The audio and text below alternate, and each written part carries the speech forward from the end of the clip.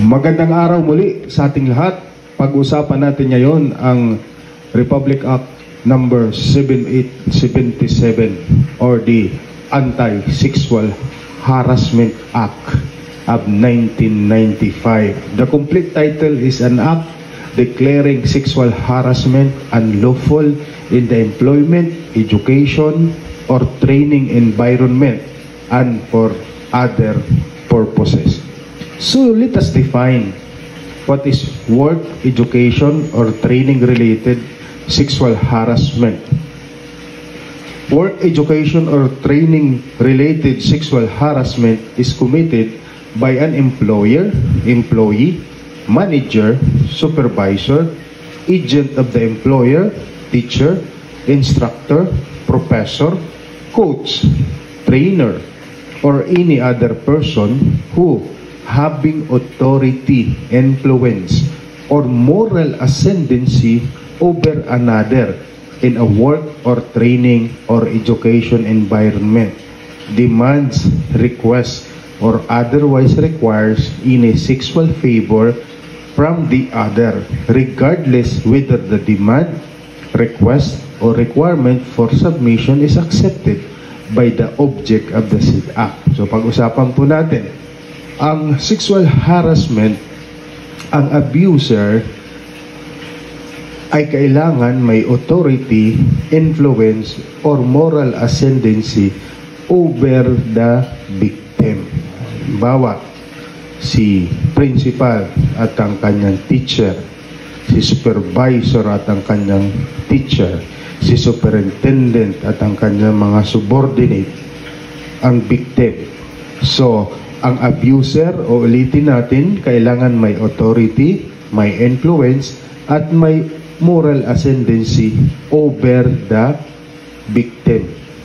And that the person, the abuser, the perpetrator, request or otherwise require or demand sexual favor from the victim, regardless whether such demand or request is accepted by the object of the said act. So hindi kinakailangan na mangyari yung sexual harassment or yung sexual intercourse as long as mayroong demand, mayroong request for a sexual favor in exchange of something like hiring, promotion, and for grades that will be already a consummated sexual harassment. So inuulit ko, kahit na hindi nangyari yung sexual intercourse o hindi pinagbigyan ng victim si boss on the sexual favor, consummated sexual harassment pag nagsumbong ngayon yung victim about the act, the request, the demand for sexual favor by the employer, manager, supervisor, that in exchange of something, hinihingi niya yung sexual favor. So, in work-related or employment environment, sexual harassment is committed when the sexual favor is made as a condition for hiring in the employment, re-employment, or continued employment of the said individual, or in granting said individual favorable compensation, terms of condition, promotion, privileges, or the refusal to grant sexual favor will result in limiting, segregating, or classifying the employee in which in any would discriminate, deprive, or diminish employment opportunity or otherwise adversely affect the said employee. So sa work-related or employment environment, paano mangyayari yung sexual harassment? So, sexual harassment will happen if the employer, the boss, demand in exchange for sexual favor, demand or give a promotion, re-employment, sa condition for re-employment, promotion, hiring, and or favorable compensation, which if the employee will not grant, it will result to discrimination or limiting or depriving the said employee of these opportunities. How about in education or training environment? Paano mangyayari ang sexual harassment? Anyone who is under the care, custody, or supervision of the offender, against whose education, training, apprenticeship, or tutorship is entrusted to the offender.